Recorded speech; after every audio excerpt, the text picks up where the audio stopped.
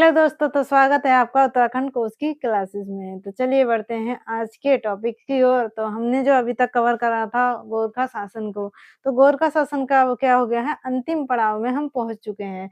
तो गोरखा शासन हमने जो अभी तक पढ़ा था उसमें क्या हमने पढ़ा था, गोरखा किस तरीके से कुमाऊं क्षेत्र पर आए और गोरखा किस तरीके से गढ़वाल क्षेत्र पर आए, किस तरीके से उन्होंने अपना शासन स्थापित करा और कैसा यहाँ का इनका शासन रहा। तो जो गोरखाओं का शासन रहा था वो बहुत ही ज़्यादा अत्याचारपूर्ण रहा था। इनके जो भी शासन थे उनको कहते हैं गोरखियाली कहा जाता है, इनकी भाषा को गोरखियाली कहा जाता है। और इनके साथ-साथ इन्होंने बहुत सारे टैक्स लगाए थे। तो मैंने यहाँ पे आपको टैक्स जो है पिछली क्लास में पढ़ा दिए थे। अब चलते हैं अपने नेक्स्ट टॉपिक की ओर। तो हमारा क्या था कि यहाँ पर हुआ था जैसे गोरखों का, तो इसके बाद क्या होता है कि ब्रिटिश शासन आता है। ब्रिटिश शासन आता है, लेकिन आता किस तरीके से है तो वो हम आज की क्लास में यहाँ कवर करेंगे। तो ब्रिटिश शासन यहाँ पर आ चुका था, मतलब आ रहा था लगभग, क्योंकि टाइम आ गया था 1814 के समथिंग। तो 1814 में ये शुरुआत हो जाती है, जहाँ पर क्या होता है ब्रिटिश शासन धीरे-धीरे लुक में आता है। मतलब क्या होता है ब्रिटिश शासन में से भारत में तो ईस्ट इंडिया कंपनी आ चुकी है। तो ईस्ट इंडिया कंपनी जब आ चुकी है तो यहाँ पे चल रहा है, लेकिन क्या है जब उत्तराखंड में जो ब्रिटिशों ने शासन करा था, क्योंकि कुछ क्षेत्रों में ब्रिटिश की सत्ता जमावड़ा हो गया था, लेकिन कुछ क्षेत्रों में रह गया था। तो 1814 का टाइम होता है, कौन-सा टाइम होता है? 1814। तो मैं यहाँ पे आज जो लिखती हूँ 1814 से 1816 तक की बात है। 1814 से 1816 तक की बात है ये।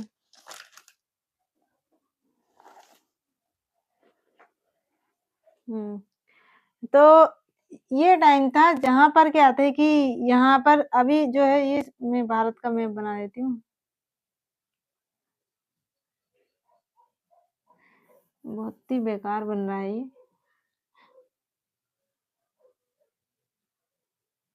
तो बहुत टाइम हो गया है इंडिया का मैप बनाए हुए वैसे, बट मुझे मैं कोशिश कर रही हूँ कि अच्छा ही बने, थोड़ा बहुत नीचे को ही नीचे को हो जाएगा यहाँ से ऐसे, कोई नहीं, हमें समझने से मतलब है।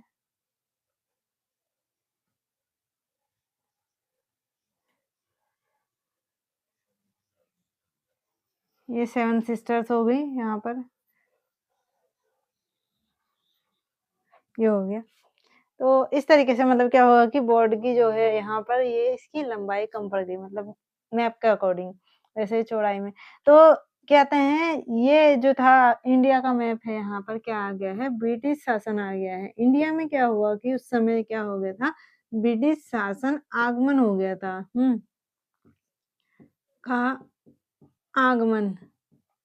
तो जो शुरुआती दौर रहे थे वो हाथ में किसकी थी, B East India company, East India company, IIC.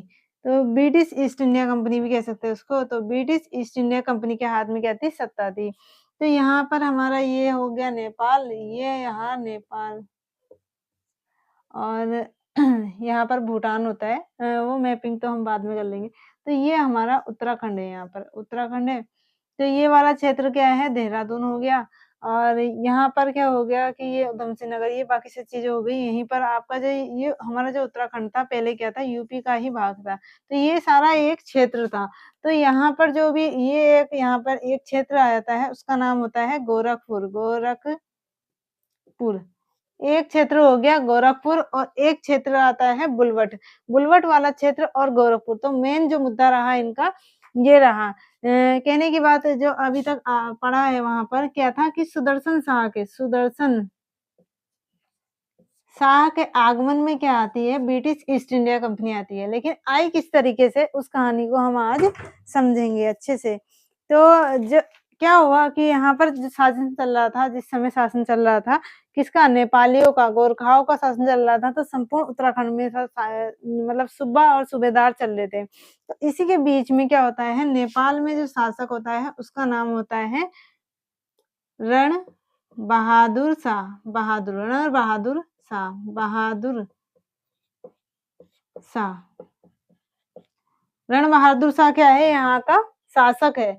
और इसी का जीजा जो होता है उसका नाम क्या था? भीमसेन थापा, भीमसेन, भीमसेन थापा।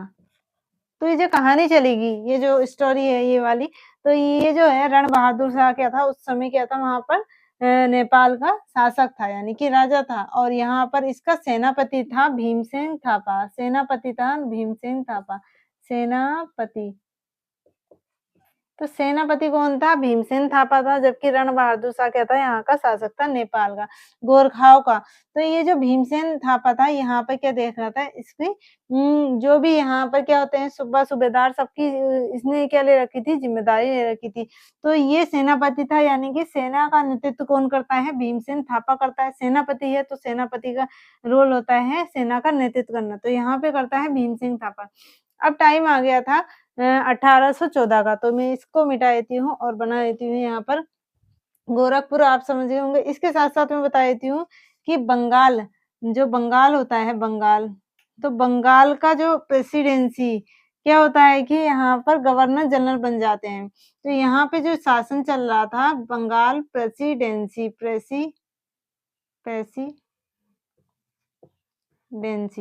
तो बंगाल प्रेसिडेंसी चल रही थी इंडिया में, मतलब बंगाल का governor general, governor general, governor general. तो बंगाल का गवर्नर जनरल बना दिया गया था। वो जो बंगाल का गवर्नर जनरल था उसका नाम था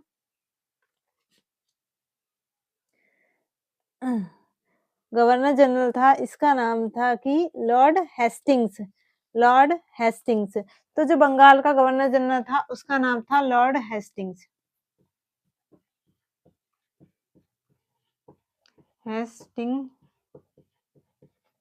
तो जो लॉर्ड हेस्टिंग था ये बंगाल का जनरल था, लेकिन जो बंगाल प्रेसिडेंसी थी उसके अंतर्गत उत्तराखंड नहीं आता था, मतलब बंगाल प्रेसिडेंसी के अंतर्गत उत्तराखंड नहीं आता था। बाकी बहुत से ऐसे क्षेत्र थे और बंगाल प्रेसिडेंसी के अंतर्गत आते थे। तो इन पे क्या हुआ कि यहाँ पे गोरखा शासन है और यहाँ पे ब्रिटिश शासन है। मैं यहाँ पे लिख देती हूँ गोरखा शासन, गोरखा शासन। अभी यहाँ क्या है गोरखा शासन चल रहा है और ब्रिटिश ईस्ट इंडिया कंपनी क्या कर रही है यहाँ पर अपना सत्ता जमाने की उसमें चल रही है। यहाँ पे मतलब क्या है जगह-जगह पे उन्होंने कोठियाँ बना दी हैं और जगह-जगह पे उन्होंने अपने जड़ों को फैला दिया था। तो इसी में क्या होता है कि जो गोरखपुर वाला क्षेत्र होता है यहाँ पर ये आक्रमण कर देते हैं गोरखा। तो जो बंगाल प्रेसिडेंसी होता है, बंगाल प्रेसिडेंसी होती है ये ब्रिटिश ईस्ट इंडिया की होती है। तो ब्रिटिश ईस्ट इंडिया का क्षेत्र था गोरखपुर। तो गोरखपुर में किसने आक्रमण कर दिया था? गोरखा शासन यानी कि गोरखाओं ने भीमसेन थापा के नेतृत्व में कहाँ पर आक्रमण कर दिया? गोरखपुर में। गोरखपुर में आक्रमण कर दिया तो ये पता चला ब्रिटिश ईस्ट इंडिया कंपनी को, यहाँ पर पता चला। तो इन्होंने क्या करा था कि जब गोरखाओं का आगमन होता है गोरखपुर वाले क्षेत्र में, इसको मैं मैप को मिटा देती हूँ।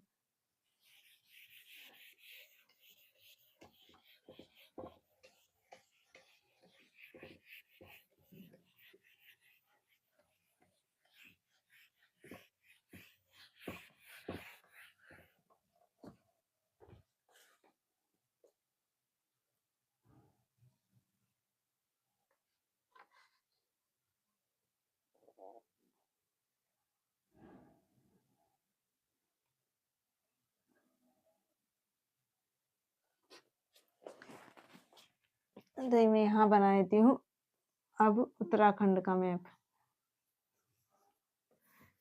ये थोड़ा ना ऊपर हो जाता है।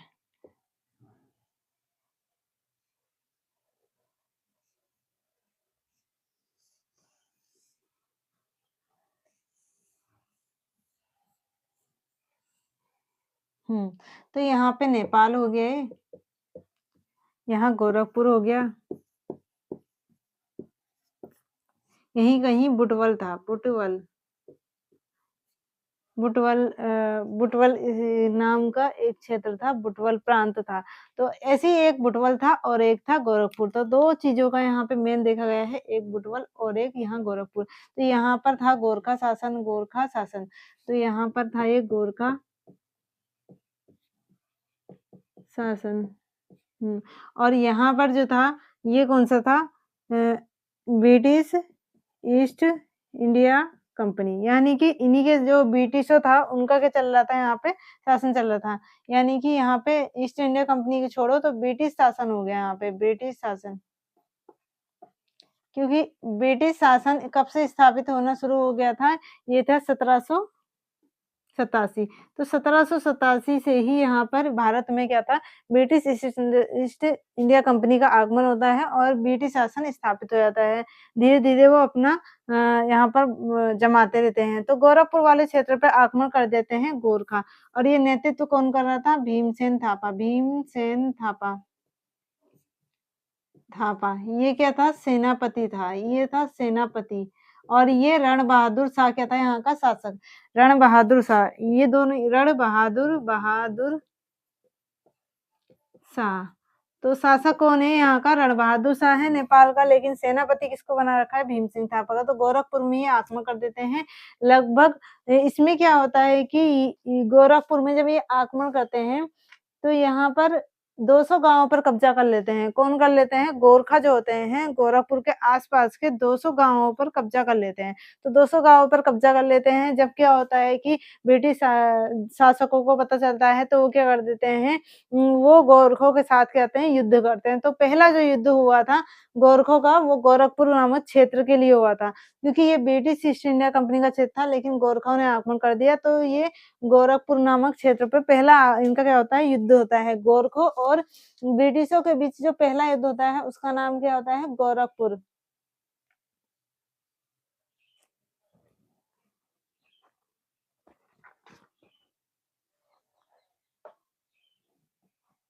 हुँ।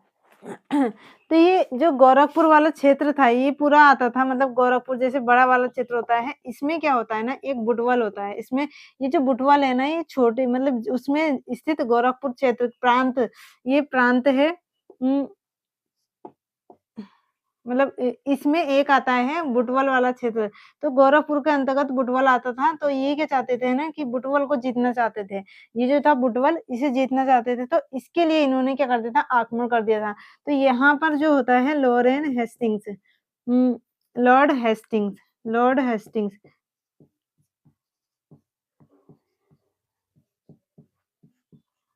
हेस्टिंग्स, ये क्या था? ये था बंगाल का governor general, governor general,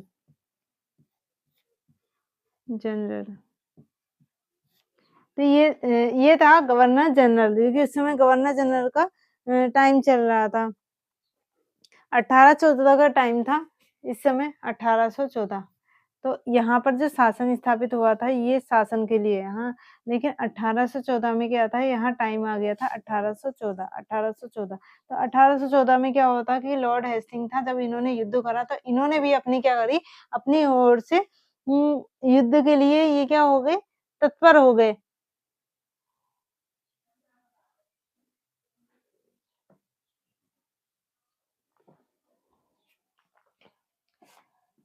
B British East India company का अभी क्या था, चनावड़ा हो ही रहा था। तो उसी के बीच में क्या होता है, इनके बीच में युद्ध होता है, और गोरखा वीरों की एक टुकड़ी, अब उसके बाद में इनके बीच में काफ़ी टाइम तक युद्ध होता है, जिसमें क्या होता है, अंग्रेज़ जीत जाते हैं। मतलब अंग्रेज़ कुछ टाइम के लिए क्या होते हैं, ये वाले क्षेत्रों के लिए इनको भगा देते हैं। तो गोरखा क्या होते हैं, गोरखा अपने जो सैनिकों को फिर से भेजते हैं यहाँ पर, और यहाँ पर जो थे ब्रिटिशों के कितने सैनिक मारे जाते हैं, यहाँ पर लगभग 24 सैनिक मारे जाते हैं। जो इनके थे सैनिकों की संख्या थी, नहीं, इनके सैनिकों की संख्या थी, इनके बाद एक और युद्ध होता है, उसका नाम होता है 29 मई 1814, 29 मई 1814 में फिर से एक युद्ध हुआ, और इसमें कितने सैनिक मारे गए थे? इसमें मारे गए थे 18 पुलिस वाले, 18 पुलिस व 6 अफ़सर, 6 अफ़सर मारे गए। किसके मारे गए थे? ये मारे गए थे इनके, ब्रिटिश ईस्ट इंडिया कंपनी हो गए, जो ब्रिटिश थे उनके मारे गए थे। फिर क्या होता है, फिर युद्ध होता है, तो वहाँ पर क्या मारे जाते हैं, 24 अंग्रेज़ अफ़सरों को मार डाला इन्होंने फिर से। इसके बाद कितने थे? इसके बाद जो मारे थे 24, दोबारा मारे इन्होंने गोरखाओं ने 24 अफसर, 24 अफसरों को किसने मारा था? ये मारा है अफसरों। दूसरी बार में जो मारे थे 24 अफसर मारे गए। तो इनके बीच में इस तरीके का युद्ध चला था, टाइम था 1814 का, 1814 का टाइम था। लेकिन जब ऐसा युद्ध हो रहा है, इनके अफसर मारे जा रहे हैं, तो बात आती है कि अब तो क्या होगा कि अब होगा आमने-सामने आक्रमण।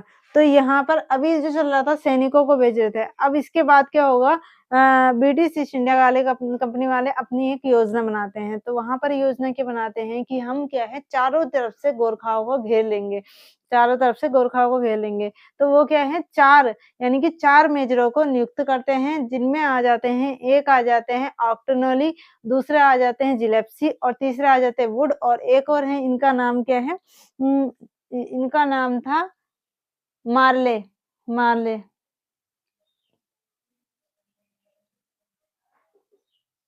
द चौथे थे उनका नाम था मार्ले, तो मैं इनका नाम लिख देती हूँ यहाँ पर। ये तो आपने स्क्रीनशॉट ले लिया होगा।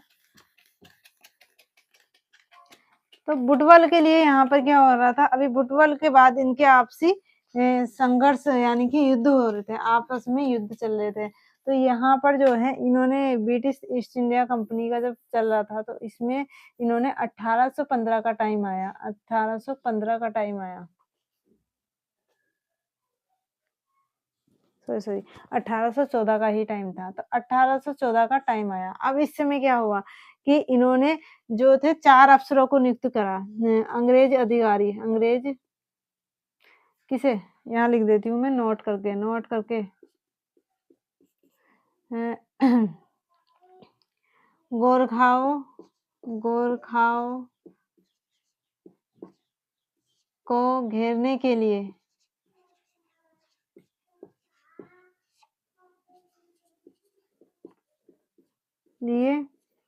ब्रिटिशों द्वारा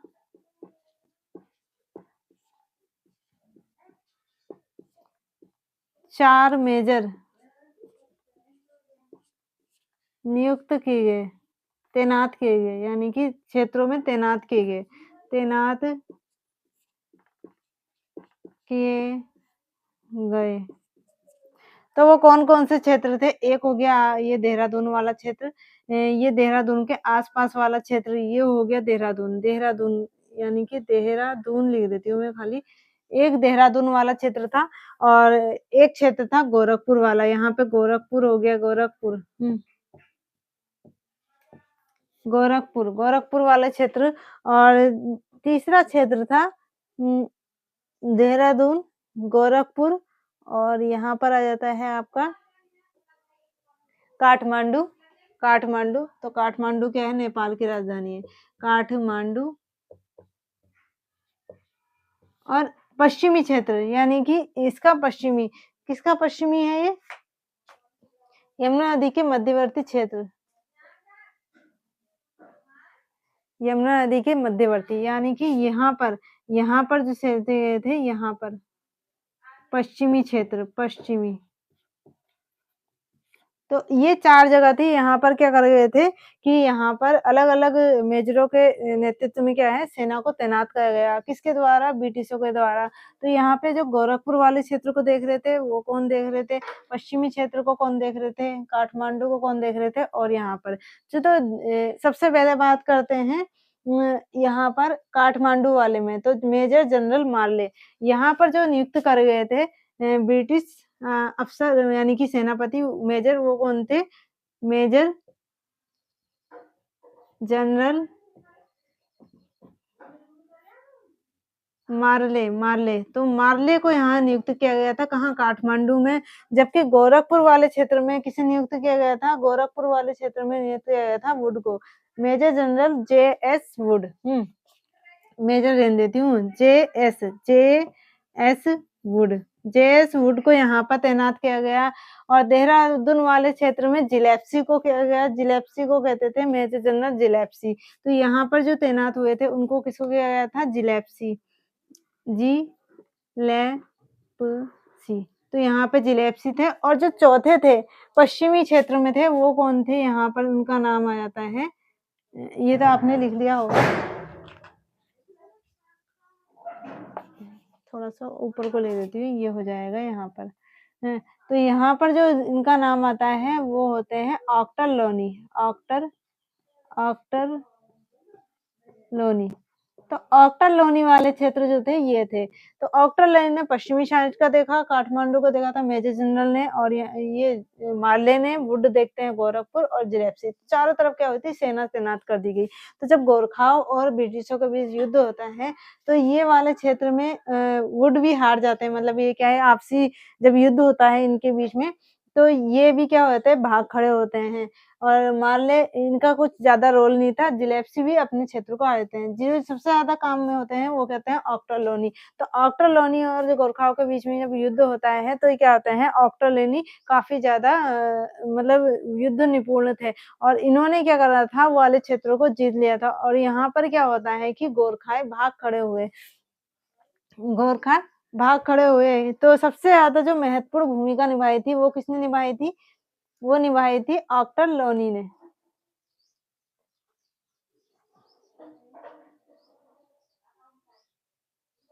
तो सबसे पहले जो है देहरादून में एक किला था वो था कलुंगा का किला, कलुंगा का किला। तो कलुंगा का किला में होना था और यहाँ पर क्या हो गए थे ये जिलेप्सी हार गए थे। वुड वहाँ हारे थे, गोरखपुर से हारे थे, काठमांडू से मेजर जनरल मारले हार गए थे। लेकिन जब ऑक्टर लेने की बात होती है तो यहाँ पर काजी अमर सिंह थापा, उसका पुत्र रणजोड़ सिंह थापा तथा हस्तिदल चतुरिया व बमसा चामू ये होते हैं। तो यहाँ के क्षेत्रों में यहाँ मैं लिख देती हूँ पश्चिमी वाले में जो गोरखा में होते हैं, इसको मिटा देती हूँ, इसको ना मिटा ही देती हूँ। 1814 से 1816 ये हो गया। तो यहाँ पर जो थे नेपाल के जो थे वो कौन-कौन थे? अभी यहाँ था बम सिंह चतुरिया, बमसा चतुरिया, गोरखा, जिलेप्सी, ऑक्टर लोनी, ऑक्टर लोनी, मिसेस एक थे यहाँ पे रणजोत सिंह थापा, रणजोत सिंह थापा, रणजोत सिंह थापा। दूसरे जो थे वो कौन थे? काजी अमर सिंह थापा, रणजोत अमर सिंह थापा। और इसके बाद आ जाते हैं हस्तिदल चौतरिया बमसा, हस्तिदल चौतरिया बमसा, हस्तिदल चौतरिया बमसा। और जो लास्ट होते हैं वो होते हैं चामू, चामू, चामू जैसे चामू, चामू भंडारी, चामू भंडारी, चामू भंडारी। तो इनके बीच में युद्ध होता है जिसमें अल्मोड़ा वाले क्षेत्र पे चढ़ाई कर देते हैं। ये जो अल्मोड़ा वाला क्षेत्र था यहाँ पर पश्चिमी ऑक्टर लोनी यहाँ देख रहे थे, सॉरी ये पश्चिमी इधर की साइड देख रहे थे ये क्या है गोरखाओं के उसमें कर रहे थे ना, ये पश्चिमी यहाँ वाला क्षेत्र देख रहे थे, लेकिन ये यहाँ से आकर कहाँ घुस गए यहाँ पर। तो अल्मोड़ा वाला क्षेत्र जो था यहाँ पर आ जाएगा अल्मोड़ा। तो अल्मोड़ा वाला क्षेत्र अल्मोड़ा, अल्मोड़ा पर चढ़ाई करी, अल्मोड़ा पर चढ़ाई किसने करी थी? अल्मोड़ा पे ब्रिटिशों ने जब चढ़ाई करी थी वो करी थी यहाँ पर करी थी। इसका टाइम पीरियड था जब अल्मोड़ा पे चढ़ाई करी। तो इन्होंने 25 अप्रैल 1815 को अल्मोड़ा पे चढ़ाई कर दी। 25 अप्रैल, तो 25 अप्रैल 1815 में अल्मोड़ा में जीत लिया किसने? ब्रिटिशों ने। और इसके बाद जो दूसरा था वहाँ कब जीता था? देहरादून को जीता, देहरादून को जीता था। कब जीता था? ये नवंबर में जीता था और ये टाइम पीरियड था 30 नवंबर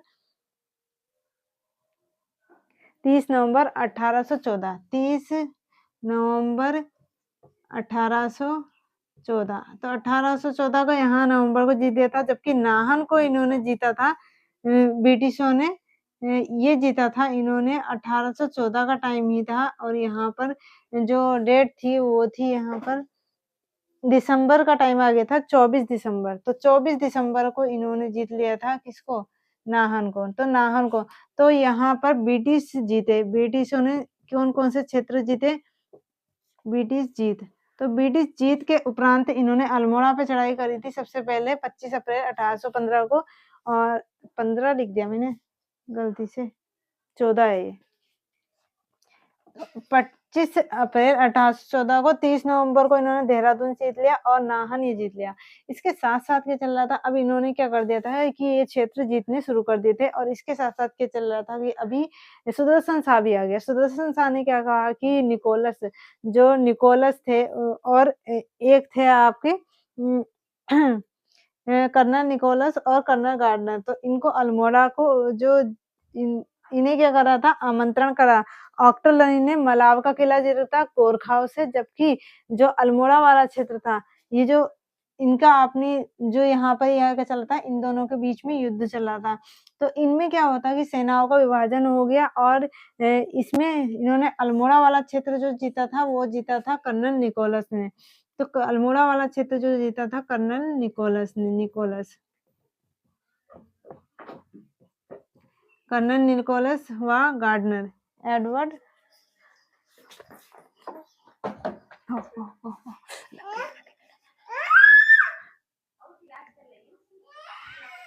कर्नल निकोलस व कर्नल गार्डनर, कर्नल गार्डनर। तो 25 अप्रैल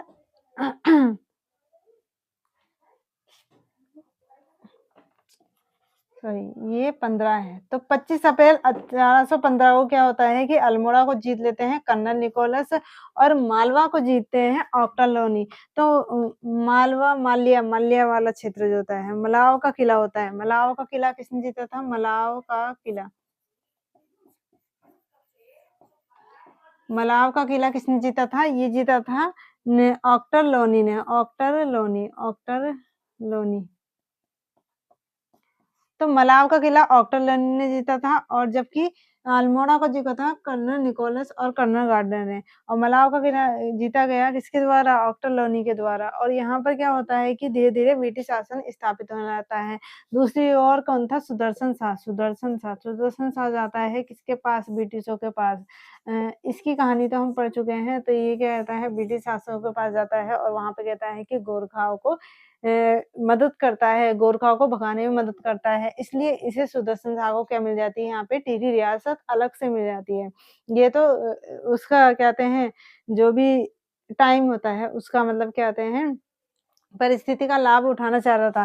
तो इनके बीच में पहले से ही गोरखा और ब्रिटिशों के बीच में क्या चल रहा था, युद्ध पहले से ही चल रहा था। लेकिन जो सुदर्शन शाह था, इसने इनकी मदद करी थी। तो इसलिए जो टिहरी रियासत किसको मिलती है? सुदर्शन शाह को मिलती है। और आमंत्रण की बात करें तो ये आपसी मतभेद, इनका क्या चल रहा था, युद्ध भी चल रहा था। आमंत्रण में ये है कि ये लेके आया था इनको कि इसने जितनी भी योजनाएँ बनाई गई थी, तो इसे पता था कि कहाँ पर कैसे योजना बनानी है, कैसे यहाँ पर कब्जा करना है। तो मदद किसने करी है? सुदर्शन शाह ने। और टिहरी रियासत किसको मिलती है? सुदर्शन शाह को मिल जाती है। अब देखते हैं संगोली की संधि।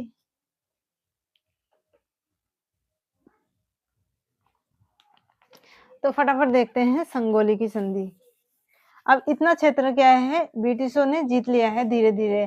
तो अल्मोड़ा को किसने जीता था? कर्नल निकोलस व गार्डनर ने। जबकि मलाव का किला किसने जीता था? मलाव का किला जीता था ऑक्टोलनी ने। एक बार यहाँ नोट करके लिख देती हूँ। एक और चीज़, इसको मिटा ही देती हूँ यहाँ से। तो नोट, अल्मोड़ा जीता था 24 अप्रैल 1815। ये थे कर्नल निकोलस व गार्डनर। और दूसरी जो आती है, मलाव का किला होता है। मई 1815।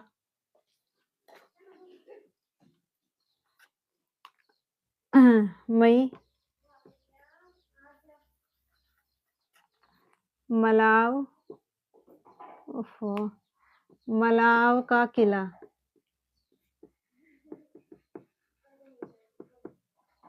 किला ये कब जीता गया? ये जीता गया था मई 1800 1815 में। तो ये अप्रैल में पहले ही अल्मोड़ा जिया ये किसने जीता था? यहाँ पर ऑक्टर लोनी ने ऑक्टर लोनी के द्वारा। अब क्या होता है कि यहाँ पर क्या होती है संगोली की संधि आती है। अब इतना क्षेत्र ये जीत चुके हैं, तो यहाँ पर अब क्या था पूरी तरह से गोरखाओं को भगाना था। तो यहाँ पर इन्हें क्या करना था एक पत्र पर हस्ताक्षर करना था, उसके बाद ये नहीं आ सकते थे। तो पूरी तरह से गोरखाओं को भगाना था तो इन्होंने क्या है एक संधि की बात कही और उस संधि का नाम रहा संगोली की संधि। संगोली संधि संगोली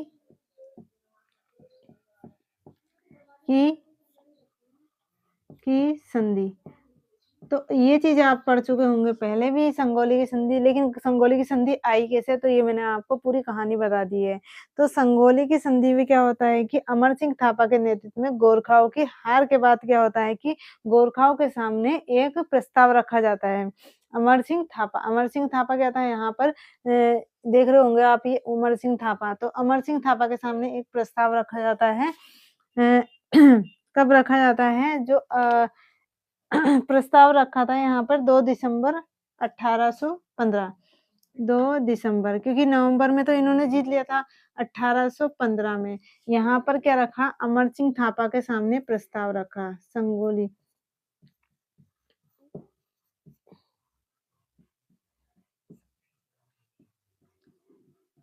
सामने प्रस्ताव रखा। तो यहाँ पर संगोली की संधि हुई किसके बीच थी? एक हुई थी ब्रिटिशों के बीच और दूसरा ब्रिटिश और गोरखाओं के बीच में हुई थी। गोरखा यानी कि नेपाली के बीच में। तो गोरखा और नेपालियों के बीच में संधि होती है, उसका नाम आता है संगोली की संधि। संधि मतलब समझौता, समझौता मतलब मिल जाना। तो मतलब हस्ताक्षर करके क्या है अपनी चीज़ों को पूरा कर लेना। तो अमर सिंह थापा के सामने क्या है प्रस्ताव किसने रखा था? ये रखा था ब्रिटिशों ने। किसने रखा था? ब्रिटिशों ने रखा था। कब रखा था? यहाँ पर रखा था इन्होंने 2 दिसंबर 1815 को। लेकिन क्या होता है कि अमर सिंह थापा क्या करता है कि इस संधि को स्वीकार करने से मना कर देता है, वो हस्ताक्षर नहीं करता है। तो यहाँ पर क्या होता है कि गोरखाओं अब क्या है ब्रिटिश शासन लगभग क्या है फैल चुका है। तो ब्रिटिशों का यहाँ पे क्या है ज़्यादा दबदबा है। तो इसलिए क्या कहते हैं ये फिर से युद्ध के लिए चढ़ाई कर देते हैं। कौन? ब्रिटिश गोरखाओं पे क्योंकि वो क्या है मान नहीं रहे थे। तो फिर से यहाँ पर क्या होता है युद्ध हो जाता है। इसके बाद 4 मार्च 1816 4 मार्च 1816 तो इस दिन क्या होता है कि हस्ताक्षर यानी कि संधि पर हस्ताक्षर किए जाते हैं यानी कि संधि पर हस्ताक्षर किए गए तो संगोली की संधि को अगर कहेंगे ये हस्ताक्षर 4 मार्च को की गई लेकिन 2 दिसंबर को संगोली की संधि का प्रस्ताव रखा गया था। तो इसके बाद क्या होता है जब संगोली की संधि हो जाती है तो संगोली की संधि जो होती है बिहार के चंपारण वाले क्षेत्र में क्या होती है संगोली की संधि होती है और यहाँ पर संधि पर हस्ताक्षर होते हैं 4 मार्च 1816 को और इसके बाद क्या होता है उत्तराखंड में ब्रिटिश शासन स्थापित हो जाता है और ब्रिटिशों में क्या होता है कि सुदर्शन शाह को यहाँ पर टिहरी रियासत मिल जाती है। टिहरी रियासत में उत्तरकाशी टिहरी रियासत